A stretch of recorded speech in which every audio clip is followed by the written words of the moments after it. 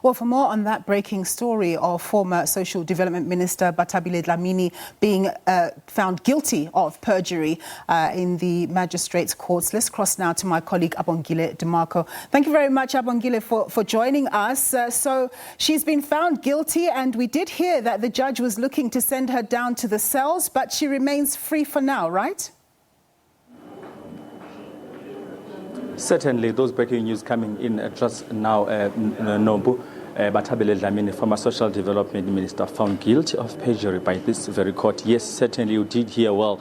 There was some negotiations as to whether or not she should be sent down to the cells, but ultimately there are some further negotiations that need to happen between herself and her defense, and of course the state in as far as what's going to happen next. But certainly following that evidence that was brought here in this court by former SASA CEO Thokozani Magwaza, which the magistrate did say that it was quite genuine and reliable, with the fact that he's never contradicted himself when he was even being cross-examined by the defense, which means whatever that he had to say in front of this court in as far as that evidence is concerned is legit and is being taken into consideration by this court. Contrary to that, Zodwa Mvulane, who happens to still work for SASA, who was actually the head of work streams in that agency, which was actually the one who's the link between social development and the grants recipient. Zodwa Mvulane is saying that she came across as a loyalist to the former minister Bathabile Dlamini.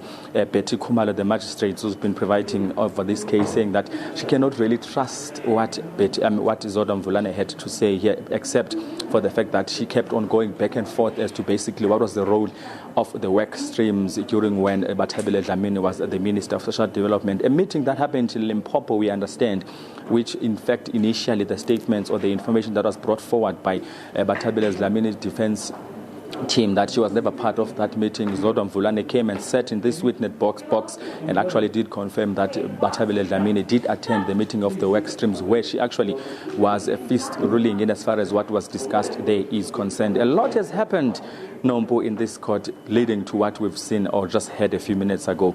Bathabile Dlamini found guilty of perjury. And Abongile, just in terms of the former minister's demeanor, what was that like when she heard the ruling? She was sitting right here in this witness box for the better part of the proceedings, where she actually sat on this very chair. During when the magistrate, Betty Khumalo, asked her to stand up, she took a bit of time to actually respond to that request, for she was sort of looking down, holding her cell phone. Don't know whether she was going through her phone or what was going on, but certainly there's a bit of shock that I saw in her face. There's a bit of a state of unbelief, a state of disbelief, so to say, as to basically the conclusion of this verdict by the court. We saw ANC heavyweights, among them Ace Magashule, the suspended Secretary General, former Northwest Premier Supra Mahumapilo, as well as Kanye House actually reaching out to her, giving her a hug as she walked out of that witness box. This close, of course, to going down the cells. We wait and see if that will happen ultimately today. The court has adjourned for 30 minutes. We are back here again in 30 minutes. That's where that will be decided, whether or not Bathabile Dlamini will have to go to the cells or what's going to happen in as far as moving on from today. Maybe a little bit of a curveball question, but do we know what sort of sentence one can attract for the finding of perjury? Difficult to say, as you've already alluded to that, Nombo, but my understanding now is that there will be these negotiations between the defense team, the state, and of course the magistrate as to basically what is supposed to happen moving forward. Ideally, there's supposed to be a date set for sentencing as to basically how long she will be served with the sentence. Bathabile Dlamini, looking at the fact that she's been found guilty of this perjury charge. Maybe let's also rephrase on whether how did we Nombo come here. It is in connection with that 2017 SASA debacle.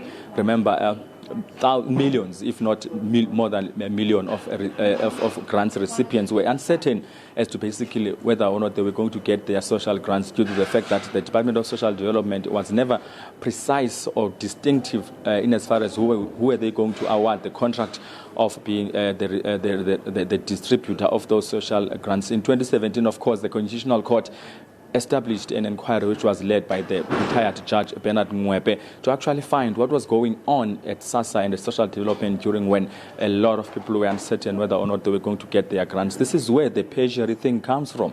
Bathabile Dlamini allegedly lied under oath about many things that were actually asked in that inquiry. This is where Judge Bernard Mwepe decided to conclude and recommend that there must be some sort of prosecution in as far as what Bathabile Dlamini said in that inquiry, which he spoke entirely in isiZulu, something that many were sort of taken aback with, but we saw it happen in 2017. This is where we are now, as he now found guilty of having lied under oath. Magistrate Betty Khumalo, not mincing her words in saying that even the evidence that was brought here is actually tangible enough for her to have come to this conclusion. Contrary to what her defense said, that when they were putting arguments, having called, of course, for the court not to find her guilty, saying that the number of witnesses, which is only 2 that were brought forward, is quite small for a trial or a case of this magnitude. Wait and see then. 30 minutes is very short, Nombu. What's going to happen next?